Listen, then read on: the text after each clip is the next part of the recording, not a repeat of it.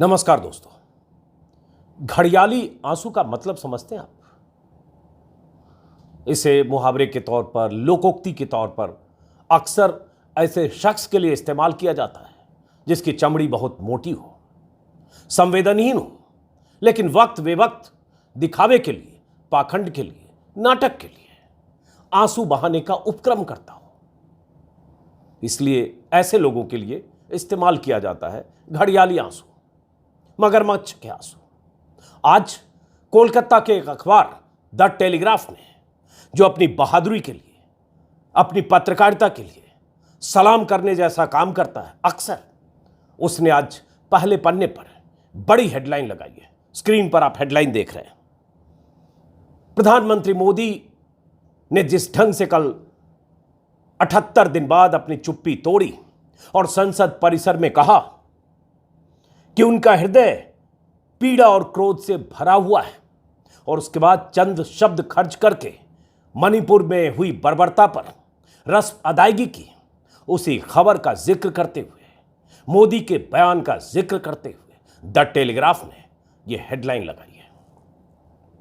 घड़ियाल की तस्वीर है, आंखों में बड़ा सा आंसू है, लरजते आंसू, टपकते आंसू, और 78 घड़ियाल बनाए गए हैं। चूंकि यह घटना, मणिपुर में हिंसा की घटना 3 मई से शुरू हुई थी। 4 मई को इन महिलाओं के साथ, 3 महिलाएं जिनके साथ बर्बरता हुई, उनके कपड़े उतारे गए, उनके जिस्म नोचे गए, उनके साथ गैंगरेप हुआ, उनके भाई और पिता को मार डाला गया, और यह सब पुलिस की जानकारी में हुआ। पुलिस उन महिलाओं को बचाकर ले जा रही थी, पुलिस के कब्जे से उन महिलाओं को छुड़ाकर, कुकी महिलाओं को छुड़ाकर, और एक भीड़ ने उनके साथ ऐसा कुछ किया जिससे पूरा देश शर्मिंदा है, या पूरा देश करह रहा है, आत्मा करह रही है। लेकिन उसके बाद जब वो वीडियो वायरल हुआ तो प्रधानमंत्री मोदी, जो हिंसा की हर खबर के बाद, आगजनी के बाद, मकान जलने के बाद, 150 लोगों की मौतों के बाद, 60,000 लोगों के दरबदर होने के बाद, 5,000 घर जलाए जाने के बाद चुप थे, दुनिया भर की सैर करते हुए, तो प्रधानमंत्री मोदी की चुप्पी को घड़ियाली आंसू से जोड़कर कल उनकी चुप्पी जो टूटी है, और 78 घड़ियाल टेलीग्राफ ने बनाए हैं तारीख के हिसाब से, 3 मई, 4 मई, 5 मई, 7 मई से लेकर और आखिर कल जब उनकी चुप्पी टूटी है आखिरी बार, पहली बार बल्कि चुप्पी टूटी है। हेडिंग क्या है? It took 79 days for pain and shame to pierce 56 inch skin. इसका हिंदी में मतलब होता है 79 दिन लगे, माफ करें, 79 दिन लगे, 79 days लगे दर्द और शर्म को 56 इंच की खाल को भेदने में। प्रधानमंत्री मोदी और उनके समर्थक उनके लिए 56 इंच के सीने का इस्तेमाल करते हैं, खुद भी कह चुके हैं 56 इंच का सीना। टेलीग्राफ ने कहा है 56 इंच की मोटी खाल, इसको छेद करने में या इसे भेदने में 79 दिन लगे, 79 days। और उसके बाद यह हेडलाइन है। यह हिम्मत टेलीग्राफ ने दिखाई है सीधे सीधे कहने की कि प्रधानमंत्री ने जो कहा वो घड़ियाली आंसू थे, दिखावा थे। और टेलीग्राफ ने खबर के साथ एक हेडलाइन है नीचे, और उसके बाद बताऊंगा कि एक कहा तो इसका मतलब क्या है, और यह सही है। यह कहने का जोखिम कोई अखबार नहीं उठाता है। कल भी मैंने आपको बताया था कि प्रधानमंत्री ने संसद परिसर में एक आलाप कर दिया, मोनोलॉग कर दिया, और उसके बाद आज के अखबारों की प्रधानमंत्री मोदी सुर्खियां होंगे, और वही है आज के दिल्ली से छपने वाले 12, 13, 14 अखबार। हर अखबार की सुर्खी में प्रधानमंत्री मोदी हैं। मणिपुर की घटना पर बोले पीएम, देश शर्मसार। मणिपुर में दरिंदगी पर देश शर्मसार। मणिपुर में हैवानियत पर देश शर्मसार। शर्मसार तो प्रधानमंत्री मोदी और उनके मुख्यमंत्री को होना चाहिए, लेकिन हर अखबार की खबर वही है, क्योंकि प्रधानमंत्री ने हेडलाइन तय कर ली थी कल कि आज बोलेंगे, और कुछ ऐसा जुमला 3 लाइन बोलेंगे, 4 लाइन बोलेंगे, अपनी पीड़ा कुछ ऐसे दिखाएंगे कि चैनल ऐसे ही बताएगा कि पीएम कितने पीड़ित हैं, कितने दुखी हैं, कितने चिंतित हैं, कितने परेशान हैं मणिपुर की बेटियों के लिए। और उसके बाद अखबार में हेडलाइन आ जाएगी, बीजेपी के नेता सारे ट्वीट करने लगेंगे पीएम कितने दुखी हैं। यही कल हुआ। लेकिन टेलीग्राफ ने क्या लिखा है? टेलीग्राफ ने लिखा है, Modi and silence SC crack sweep. और आपको पता होगा कि कल सुप्रीम कोर्ट में सुओ मोटो सुनवाई हुई। सुओ मोटो कॉग्निजेंस लेते हुए सुप्रीम कोर्ट ने कल कह दिया कि या तो आप एक्शन लो, नहीं तो हम एक्शन लेंगे। यह किसी सूरत में स्वीकार्य नहीं है, यह सीजेआई ने कल कहा। तो खबर में टेलीग्राफ ने उसका जिक्र करते हुए नीचे यह बताने की कोशिश की है कि प्रधानमंत्री के कहे की मंशा क्या है और ये घड़ियाली आंसू क्यों है। और 3 तस्वीर टेलीग्राफ ने लगाई स्क्रीन पर, वो भी आप देख रहे हैं। ये तस्वीर है, एक तस्वीर है 22 जून की, चूंकि प्रधानमंत्री ने कहा कि बहुत तकलीफ, पीड़ा और क्रोध में है। तो एक तस्वीर है पेन की, जो देख रहे हैं प्रधानमंत्री मोदी कितनी तकलीफ में है। और 22 जून की ये तस्वीर है मोदी रिस्पॉन्स टू जोब, नहीं माफ करें, 22 जून की तस्वीर तब की है जब प्रधानमंत्री मोदी, जो लिखा है वही पहले बताता हूं। Prime minister Narendra Modi spoke of pain, anger and shame over the Manipur assault, breaking his silence on the conflict on the 79th day. Here is a roller coaster of emotions Modi rode since May 3 when the clashes broke out. 3 तारीख से, 3 मई से जब मणिपुर में हिंसा शुरू हुई, तब से मोदी के इमोशन का यह रोलर कोस्टर, टेढ़ा मेढ़ा रोलर कोस्टर, कि कैसे वो कितनी तकलीफ में थे, पेन में थे। और एक तस्वीर लगाई है हंसते हुए मोदी जी की। प्रधानमंत्री मोदी 78 दिन से मणिपुर में जो हो रहा था, हर अखबार की सुर्खियां थी, खबरों में थी, हम सब जान रहे थे, सिर्फ उनको नहीं पता था। बड़े तकलीफ में थे। अचानक तकलीफ कल फूट गई जब उनके पास कोई चॉइस नहीं था, क्योंकि सुप्रीम कोर्ट में जो होने वाला था उसका अंदेशा हो गया था। संसद में तो होता ही, तू पूरी दुनिया में हो रही थी, मुंह काला हो रहा था मुख्यमंत्री का और प्रधानमंत्री का। दूसरा, टेलीग्राफ ने दूसरी तस्वीर छापी है, चूंकि उन्होंने कहा एंगर, गुस्सा, आक्रोश बहुत था। कल के प्रधानमंत्री ने यही कहा, शब्द का इस्तेमाल किया। तो एक तस्वीर छापी है, वो भी देखिए। जून 25, Modi visits the great pyramid of Giza in Egypt. आपको पता होगा कि प्रधानमंत्री मोदी इजिप्ट गए थे, तो इजिप्ट में पिरामिड का मुआयना कर रहे हैं मोदी। ये टेलीग्राफ ने छापा, ये उनका एंगर है। बहुत गुस्से में थे, इजिप्ट में देख रहे थे, पिरामिड देख रहे थे। तीसरी तस्वीर छापी है टेलीग्राफ ने, शेम, शर्म, क्योंकि प्रधानमंत्री मोदी ने कहा पूरा देश शर्मसार है। शर्मसार खुद को होना चाहिए, लेकिन उन्होंने देश पर डाल दिया, देश शर्मसार है। तो एक तस्वीर उसके बाद वही है नीचे, जुलाई 20 कल की, Modi speaks to the media outside parliament, breaking his silence on the Manipur carnage. और उसके बाद ये टेलीग्राफ की खबर अपने आप में इस बात का तस्दीक करता है या बताता है कि कैसी पत्रकारिता होती है और किस तरह से अखबारों को या पत्रकारों को गाहे बगाहे ही सही सरकार पर सवाल करना चाहिए। ये तो टेलीग्राफ की हेडलाइन है, घड़ियाली आंसू। हम सब लोग कल भी कह रहे थे कि प्रधानमंत्री ने जो कहा उसका कोई बहुत मतलब नहीं है, क्योंकि किया कुछ नहीं। करते अगर वो तो पहले अपने मुख्यमंत्री को बर्खास्त करते, इस्तीफा लेते और आके संसद परिसर में ऐलान करते कि हमने मुख्यमंत्री की जिम्मेदारी तय की, एन वीरेन सिंह की, मणिपुर के मुख्यमंत्री की, जिनकी सरकार वहां नाकाम रही, नालायक है, निकम्मी सरकार है, सिस्टम कोलैप्स है। और उसके बाद महिलाओं के साथ इस तरह की दरिंदगी हुई, पुलिस की मौजूदगी में, पुलिस की जानकारी में, पुलिस से उन महिलाओं को भीड़ ने छुड़ाया और उसके साथ जो कुछ किया सब कुछ छपा हुआ है, उन महिलाओं के बयान है।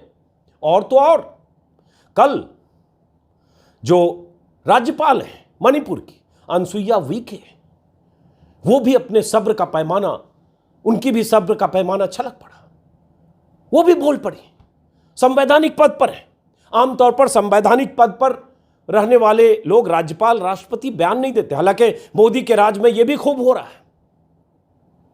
लेकिन अनसुईया उइके कल एक तरह से कहें तो दुख में, तकलीफ में फट पड़ी, क्योंकि वहां सब कुछ देख रही है इम्फाल में रहकर। वो रिपोर्ट, मेरी जो जानकारी है वो लगातार केंद्र सरकार को रिपोर्ट भी भेज रही थी। वो केंद्र सरकार को आगाह कर रही थी कि यहां की स्थितियां एकदम बेकाबू है, कोई चीज कंट्रोल में नहीं है। लेकिन उसके बाद भी केंद्र सरकार ने, मोदी सरकार ने, अमित शाह ने अपनी मुख्यमंत्री के खिलाफ कोई कार्रवाई नहीं की। लीपापोती होती रही, कोई जाने को तैयार नहीं, प्रधानमंत्री तो गए ही नहीं। तो अनसुईया उइके ने क्या कहा कल न्यूज़ 18 के एक इंटरव्यू में, हालांकि अमीश देवगन कुख्यात हैं अपने एजेंडे के लिए, लेकिन अनसुईया उइके ने उसी अमीश देवगन के साथ जो कहा, 50 सेकंड का ये वीडियो है, आप सुनिए और उसके बाद आगे की बात करते हैं कि अब तो राज्यपाल के इस कहे के बाद तत्काल प्रभाव से मणिपुर के मुख्यमंत्री को बर्खास्त करना चाहिए, उनका इस्तीफा लेना चाहिए जिम्मेदारी तय करके, क्योंकि अब तो राज्यपाल जो भारत सरकार या गृह मंत्रालय की तरफ से अपॉइंट होते हैं, प्रधानमंत्री के अपॉइंटी है, वो राज्यपाल कह रही हैं, ऑन रिकॉर्ड कह रही हैं। सुनिए जरा अनसुईया उइके को।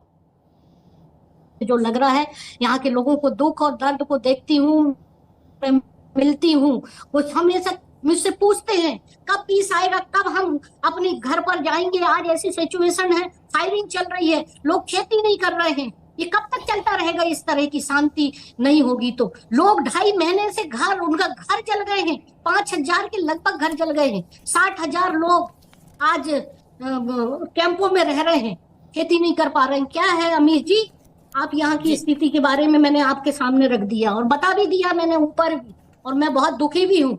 यहाँ का जो सिचुएशन मेरी लाइफ में, जिंदगी में मैंने कभी ऐसी हिंसा नहीं देखी। मणिपुर की राज्यपाल कह रही हैं, बल्कि पूछ रही हैं कि ये कब तक चलता रहेगा।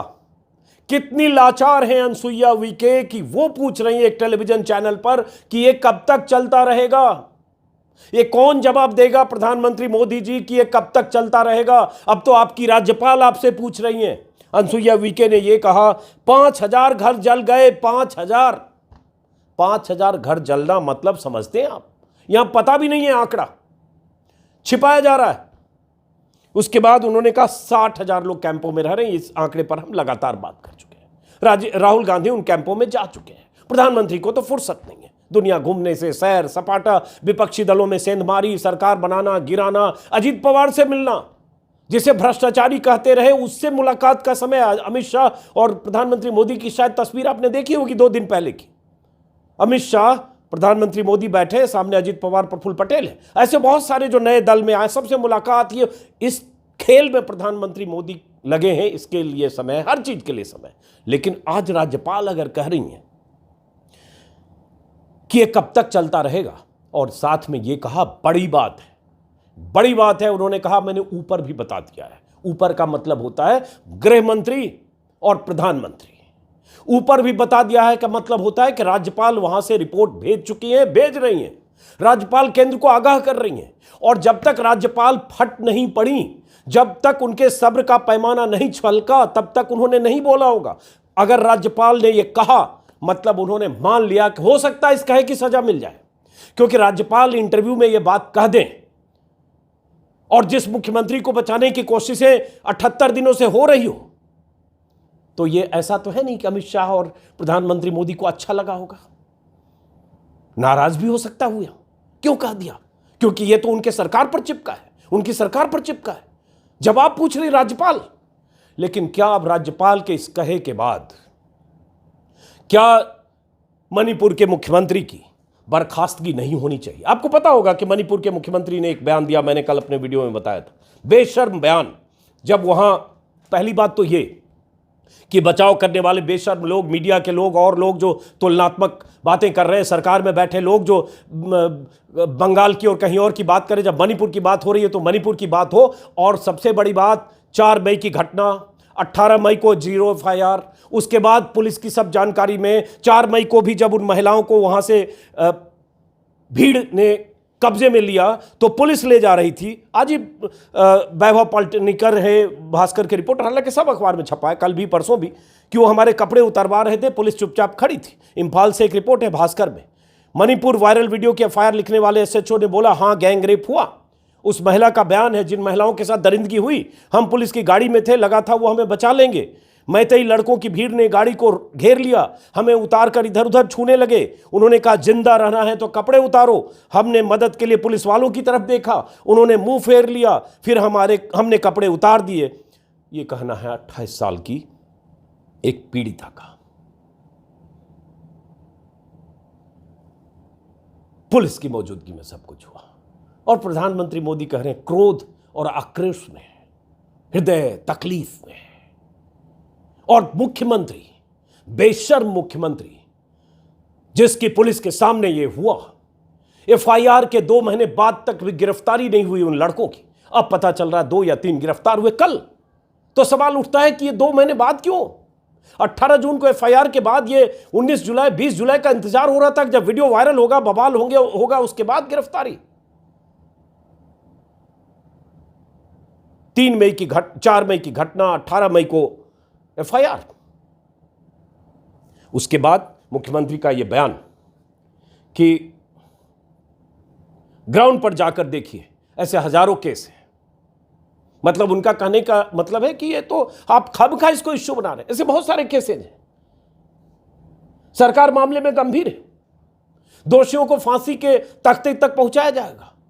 ये अब कह रहे हैं जब वीडियो वायरल हुआ और जब गिरफ्तारी उनकी मजबूरी थी, आज तक कहां थे? तो ये सारे सवालों के साथ राज्यपाल ने जो कहा वो बहुत अहम है। और अब अगर प्रधानमंत्री मोदी अब भी अगर इस्तीफा नहीं लेते, जो दिख नहीं रहा है। एक और मैं देख रहा हूं भास्कर के हवाले, सिर्फ मेरे साथ मेरी 21 साल की पड़ोसी थी, उसके भी कपड़े उतरवा दिए थे। ये सब पढ़ते हुए बहुत तकलीफ वाली बात लगती है। नहीं पता चला उसके साथ क्या हुआ। एसएचओ ने जिस इलाके में घटना हुई, उस इलाके के एसएचओ से भास्कर ने बात की है, जिसने एसएचओ हैं लुकथांग, एसएचओ साइकुल थाना लुकथांग ने बताया कि जब पीड़िता 21 साल की लड़की उनसे मिली, वो काफ़ी डरी हुई थी, बार बार रो रही थी। उसने बताया कि वो और 4 लोगों के साथ अपने गांव से जंगल की तरफ भागी। रास्ते में पुलिस की गाड़ी दिखी, पुलिस ने उन्हें साथ लिया, पर रास्ते में भीड़ ने 5 को उतार लिया। लुकथांग के मुताबिक सबसे पहले पीड़िता के पिता को मार दिया गया, फिर महिलाओं को कपड़े उतारने को कहा गया। 21 साल की पीड़िता के साथ छेड़छाड़ की गई। उसके 19 साल के भाई ने बचाने की कोशिश की। भीड़ ने उस लड़के को मतलब उस लड़की के भाई को पीट कर मार डाला। इसके बाद तीनों महिलाओं के कपड़े उतरवाए गए। 21 साल की पीड़िता से गैंग रेप भी किया गया। ये तो पुलिस कर रही है, एफआईआर में भी है।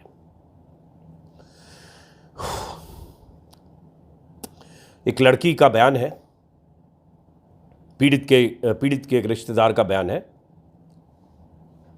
4 मई को सुबह करीब 11 बजे का वक्त था। सैकड़ों लड़कों की भीड़ हमारे गांव में घुस आई। सब बचाने के लिए जंगल की तरफ भाग गए। इन 5 लोगों ने पुलिस से मदद मांगी थी, फिर इन्हें मैतेई भीड़ ने घेर लिया।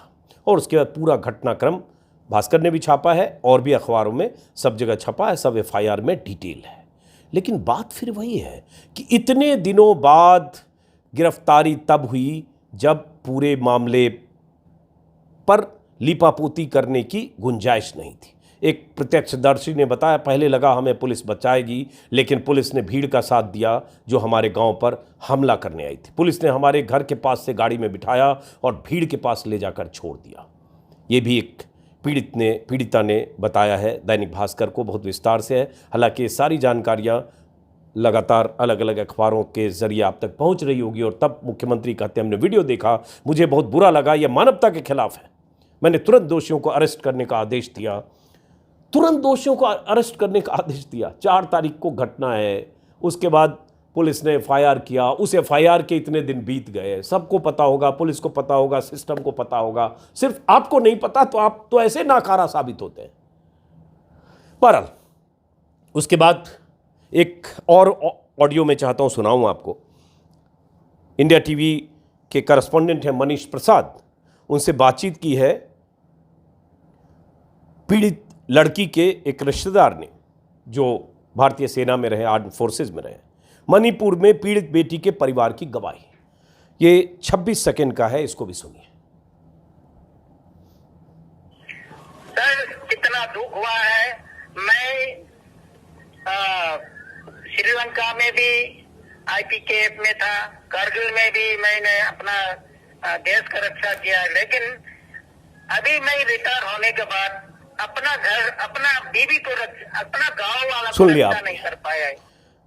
भारत के लिए सब कुछ करने वाला कोई शख्स कितना पीड़ित होकर कह रहा है कि हम अपने परिवार को, बहन बेटियों को नहीं बचा पाए, और प्रधानमंत्री कह रहे हैं संसद में आकर उनका हृदय क्रोध और पीड़ा से भरा हुआ है, देश शर्मिंदा है। यही हेडलाइन है जो मैंने पहले भी बताया, सारे अखबार की सारी हेडलाइन की सुर्खियां प्रधानमंत्री मोदी ने बटोर ली। देश शर्मसार है।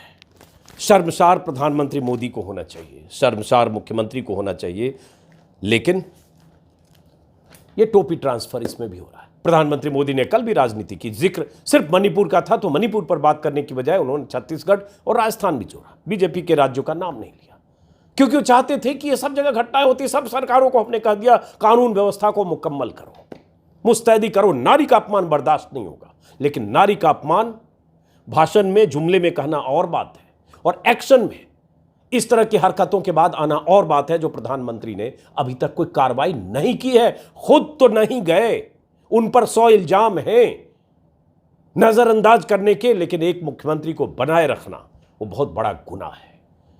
थोड़ी भी नैतिकता होती, न्यूनतम नैतिकता, तो प्रधानमंत्री मोदी कल इस्तीफा लेकर तब संसद में आते, कल के वीडियो में भी मैंने कहा था, और कम से कम शर्मिंदा होकर देश के सामने कहते मैं शर्मिंदा हूं, मैं जिम्मेदारी मानता हूं मुख्यमंत्री की, मैं अपनी भी गलती मानता हूं, और उसके बाद अब से मणिपुर की स्थितियां बदले, इसके लिए मैं खुद मणिपुर जाऊंगा, यह ऐलान करता हूं। लेकिन इसकी जरूरत नहीं है। उनके आसपास ऐसा इकोसिस्टम है, मीडिया के लोग हैं, पूरा बीजेपी की ट्रोल आर्मी है, पार्टी है, ताकत है, एहसास है, हिंदुत्व राष्ट्रवाद का लबादा है, जिससे लगता है कि ये सब निकल जाएगा। 2-3 दिन शोर मचाएंगे, सोशल मीडिया में 1000-2000 लिखेंगे, कोई अजीत अंजुम, कोई रवीश कुमार, कोई अभिसार शर्मा, कोई पुण्य प्रसून वाजपेयी, कोई साक्षी जोशी, या कोई ऐसे और लोग, कोई और 2500-200 ऐसे यूट्यूब के चैनल वाले, ये सब बोलेंगे, क्या फर्क पड़ेगा? कुछ दिन में चीजें ठंडी हो जाएगी। इतना मीडिया तो है जो महिमा मंडन करेगा कि ये मणिपुर में हुआ तो वहां भी हुआ, बंगाल में भी हुआ, फला जगह भी हुआ, डिमाका भी जगह हुआ, और ये इसलिए हुआ इन महिलाओं के साथ क्योंकि मैतेई महिलाओं के साथ कुकी लोगों ने, युवकों ने कुछ ऐसा किया था, वो ये बदले की भावना थी। ये भी जस्टिफिकेशन कल से हो रहा है। अगर कुकी और मैतेई में आरक्षण के मुद्दे पर हाईकोर्ट के एक फैसले से उसके बाद अगर स्थितियां आउट ऑफ कंट्रोल है, जिम्मेदारी किसकी है? सरकार की है। और यह आरोप बहुसंख्यक आबादी पर अल्पसंख्यक आबादी की तरफ से चर्च जलाए जा रहे हैं। कहीं ऐसा तो नहीं कि मणिपुर में भी एक अलग किस्म की राजनीति की पटकथा लिखी जा रही है? हिंदू बहुसंख्यक मैतेई बनाम अल्पसंख्यक कुकी। चलिए, इस पर बहुत कुछ अभी बात होनी है। फिलहाल इस वीडियो को खत्म करते हैं, फिर मुलाकात होगी किसी और वीडियो में। आज राहुल गांधी के मुद्दे पर सुप्रीम कोर्ट में सुनवाई है, उस पर भी बात करेंगे। आखिर में द टेलीग्राफ को फिर से नमस्कार, सलाम। ऐसी हेडलाइन के लिए जोखिम होता है, ऐसी हेडलाइन के साथ इस तरह से खुलकर अपनी बात करना, वो जोखिम हम सब लोग मोल लेते हैं, देखा जाएगा। फिर मुलाकात होगी। नमस्कार।